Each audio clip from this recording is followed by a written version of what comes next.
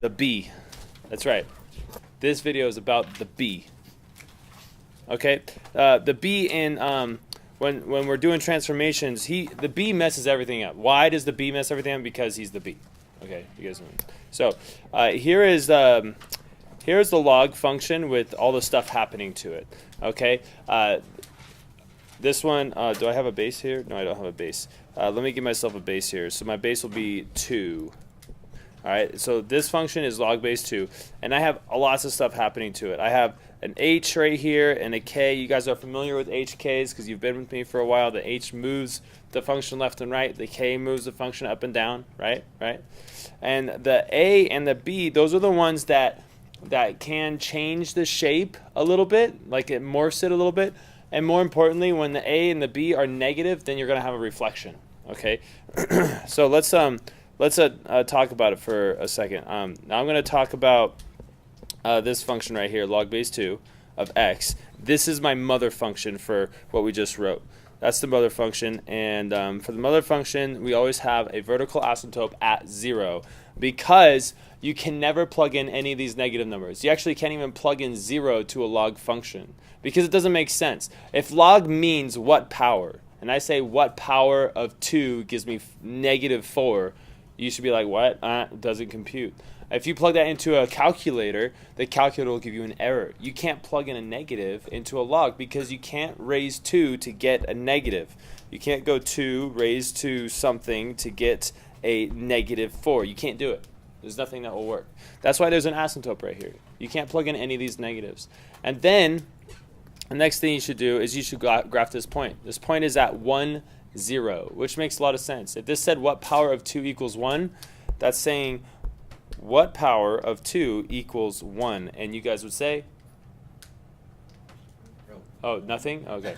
It'd be 0. 2 raised to 0 power equals 1. Actually, anything raised to 0 power equals 1. Therefore, any mother function, any log mother function would have this point right here. He will always, always, always be there. And then you would draw a line straight through it like this. Okay. Now, that's 1, 0. Now, what if you had something like this? I'm trying to graph this using transformations. What the heck? What is the b? And what is the h? Is there a k? Is there an a? Here, there's another way we can write this. We can write it like this. The x is negative, isn't it? Okay. And what does it look like right now? Does it look like the function is going to shift to the left or to the right? It's going to reflect on it. Now, see, like this says +1, so you're thinking it's shifting to the left, right?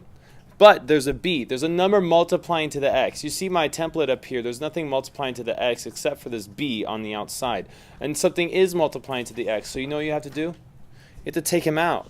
And when you take him out, it looks like this. This is very annoying because it totally changes what the h is doing. So now you can see that the -1 will move the function to the right, and then it'll reflect the function over the horizontal, I'm sorry, not the horizontal, but the vertical asymptote. That's what that guy does. He reflects the function over the whole vertical asymptote. So just to recap, the A and the B, they change the shape of the graph. They make it more curvy or less curvy. That's what the A and the B do. If they're negative, the B will reflect the curve over the vertical asymptote. If the A is negative, it'll reflect the curve over the horizontal lines. Notice I didn't say the x-axis. I said horizontal lines. That's because if you have a vertical shift, this will not change the function to go underneath the x-axis. So it doesn't actually reflect over the x-axis. So here's a function right here, the log base 2 mother function. If I put the negative right here, you see it looks like it's flipping over the x-axis. But if I shift this up, let's not go so high, and then I put a negative in front of it, it flips over horizontal lines. It doesn't actually flip over the x-axis. Since I'm already here, let's put a negative on the x so you can see that it flips over the asymptote, the vertical asymptote. But if we add, like we do a little vertical shift, or we subtract 2, and then I put the negative in front, whoops, I forgot to put these parentheses right here. You see his parentheses got to be there, so I can put the B on the outside. And then I put a negative, it flips it just over the horizontal asymptote.